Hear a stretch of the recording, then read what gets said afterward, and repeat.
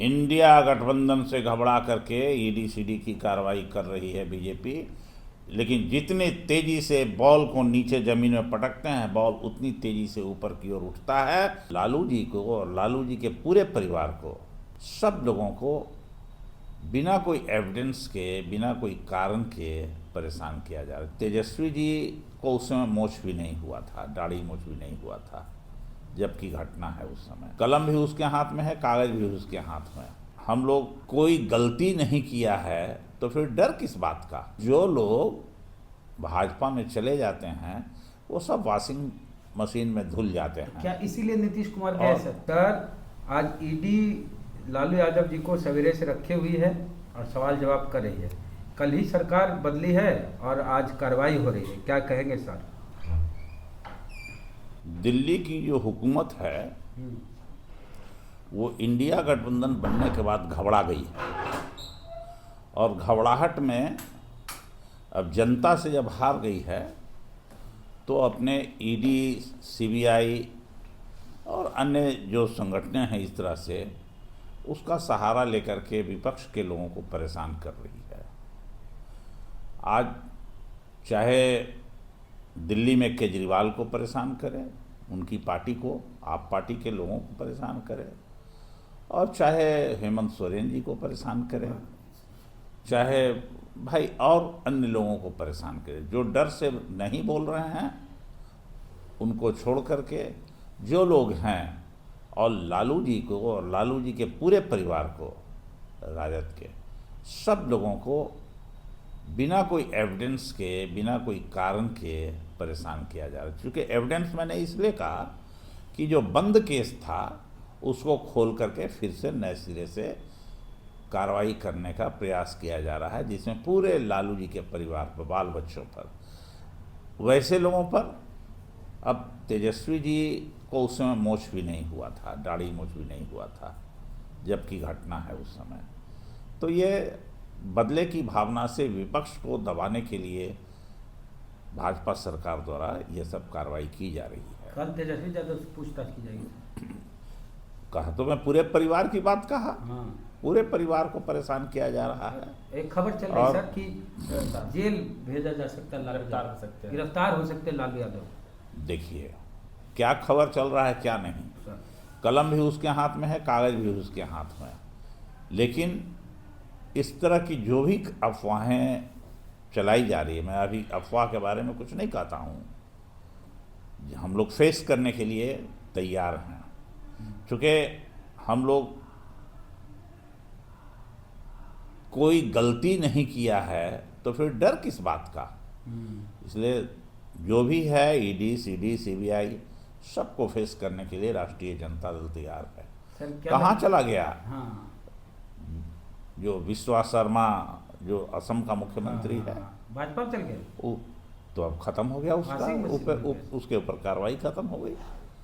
महाराष्ट्र में वो जो था, जिसको 4 बजे भोर में वोट दिलाया गया था, अजीत पवार को, तो उनके ऊपर तो कोई नहीं। फिर चली सीबीआई का शिकंजा, सब फेल हो गया। तो जो लोग भाजपा में चले जाते हैं वो सब वॉशिंग मशीन में धुल जाते हैं। क्या इसीलिए नीतीश कुमार गए सर? हम ये नहीं जानते क्यों गए वो। इसका खुलासा आदरणीय मुख्यमंत्री जी को ही करना चाहिए कि क्यों गए। आप काम नहीं करने दे रहे थे उनको?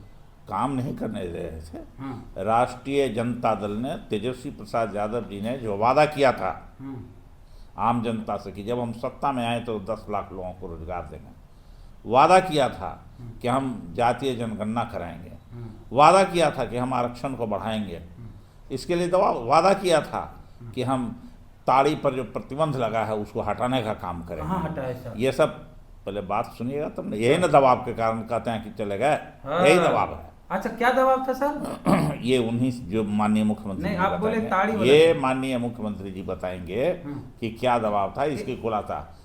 तो तेजस्वी यादव ने 17 साल में 17 महीने में अपने एजेंडा को पूरा कराया।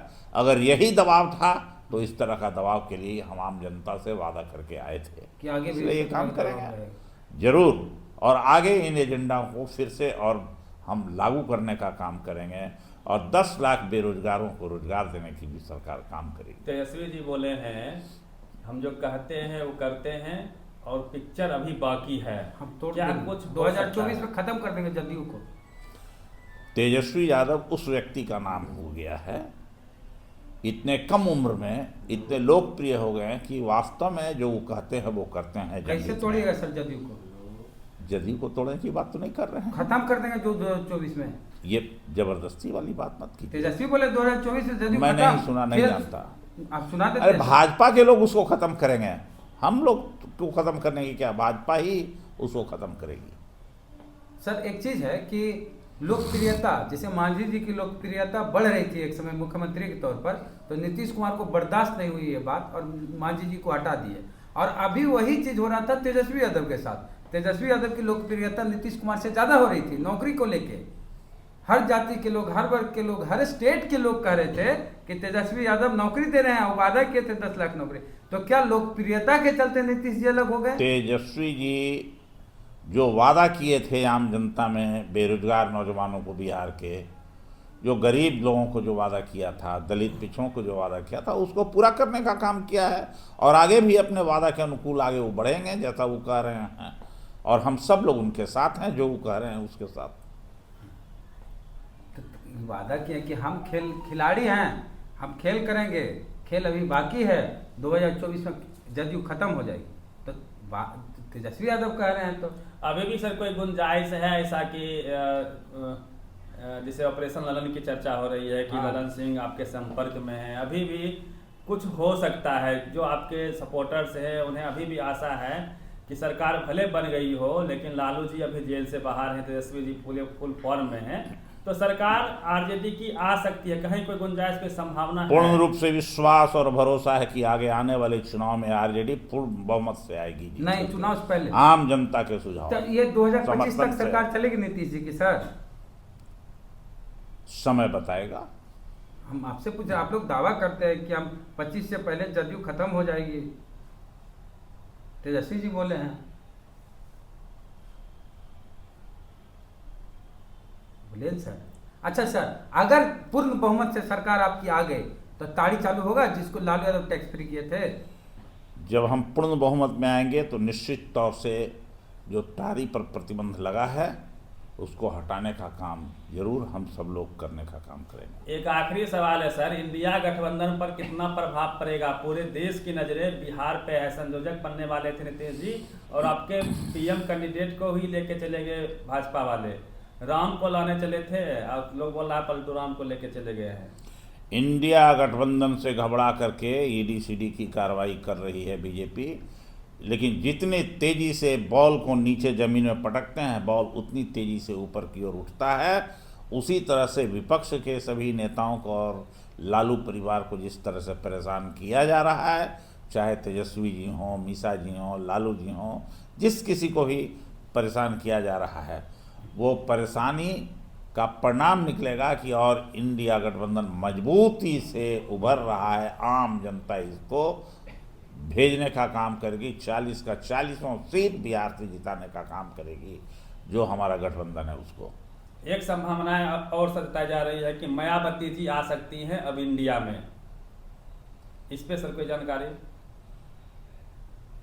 जो भी दलित संगठन है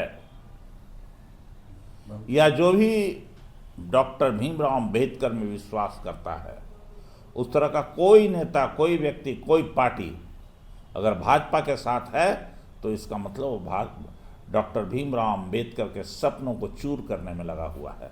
अगर कोई अंबेडकरवादी दलित नेता है और चाहता है कि डॉक्टर भीमराव अंबेडकर के सपनों को साकार करें और संविधान को बचाएं, तो हमारे इंडिया गठबंधन के साथ वो आवें और खुल करके भाजपा का मुखालफत करें।